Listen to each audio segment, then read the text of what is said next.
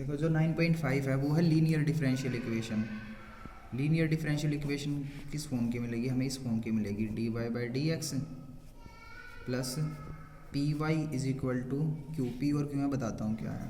देखो dy by D x plus P Y is equal to Q या तो इस फॉर्म की मिलेगी या फिर D x upon D Y plus Q X plus P X is equal to Q, इस फॉर्म की मिलेगी। देखो पी और क्यू क्या है, अगर D Y by D X है यानी किसके रेस्पेक्ट में डेरिवेट हो रहा है? एक्स के रेस्पेक्ट में, तो जो पी है ना वो या तो कांस्टेंट होगा कोई यानी नंबर होगा 4 5, या फिर एक्स का फंक्शन होगा, function of x only. X only इसलिए लिख रहा हूँ क्योंकि वाई नहीं होगा फिर इसके अंदर है ना, वाई के साथ जो बचेगा ना वो क्या होगा हमारा? पी होगा। और क्यू सेम बात, क्यू है, क्यू भी क्या है या तो कोई कांस्टेंट होगा या फिर फंक्शन ऑफ एक्स ओनली होगा। तो इसको बोल देंगे linear differential equation of first order. First order है ना, पहला ऑर्डर का derivative, linear differential equation of first order. Same इधर आओ, अगर D x upon D Y यानी वाई के रिस्पेक्ट में डेरिवेटिव है तो यहाँ पे एक्स का कोफिशिएंट जो यानी जो पी होगा वो क्या होना चाहिए? या तो फंक्शन ऑफ वाई ओनली या फिर कोई कांस्टेंट होना चाहिए। सेम बात क्यू के लिए है, क्यू भी या तो फंक्शन ऑफ वाई ओनली होना चाहिए या फिर कांस्टेंट होना चाहिए। जब तुम आओगे तो मैं तुम्हें बताऊंगा कि कैसे इंटीग्रेटिंग इसको सोल्व कैसे करा जाता है, अभी तो उसके स्टेप्स बता रहा हूँ। तो पहला स्टेप है, अगर इक्वेशन इस फॉर्म में नहीं है तो इस फॉर्म में लेके आओ। यानी पहला स्टेप क्या है, इसको फॉर्म में लेके आओ, D Y by D x plus P Y is equal to Q की फॉर्म में लेके आओ, जहाँ पे पी और क्यू क्या है या तो कांस्टेंट होंगे या फिर फंक्शन ऑफ एक्स ओनली होंगे।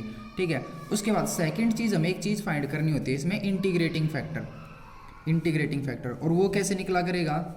वो निकला करेगा अगर ये वाली डिफरेंशियल इक्वेशन है तो इंटीग्रेटिंग फैक्टर निकलेगा आपका e की पावर पी डी एक्स।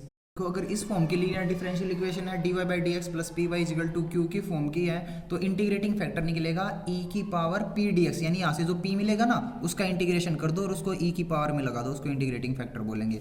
अगर इस फॉर्म की है d x upon D Y plus P x is equal to q तो इंटीग्रेटिंग फैक्टर मिलेगा आपको e की power integration p d y, क्योंकि q क्या हमारा p क्या होगा यहाँ पे? फंक्शन ऑफ y ओनली होगा। तो p का डेरिवेटिव y के रिस्पेक्ट इंटीग्रेशन कर देंगे हम और e की पावर में लगा देंगे, वो इंटीग्रेटिंग फैक्टर होगा। अगर यहाँ तक समझ आया तो ठीक है, नहीं आया है तो क्वेश्चन में समझ आएगा। तीसरा स्टेप होता है सॉल्यूशन लिखने का। देखो एक दो सॉल्यूशन लिखा करेंगे, एक तो जनरल सॉल्यूशन और एक पर्टिकुलर सॉल्यूशन। जनरल सॉल्यूशन में जब यहाँ पे इंटीग्रेशन हम करेंगे तो c बचा करेगा और पर्टिकुलर सॉल्यूशन में उस c की वैल्यू भी हम निकाल दिया करेंगे गिवन कंडीशन की हेल्प से। तो देखो तीसरे स्टेप में हमें सॉल्यूशन लिखना है। सॉल्यूशन लिखना कैसे है? y into integrating factor is equal to integration q into integrating factor.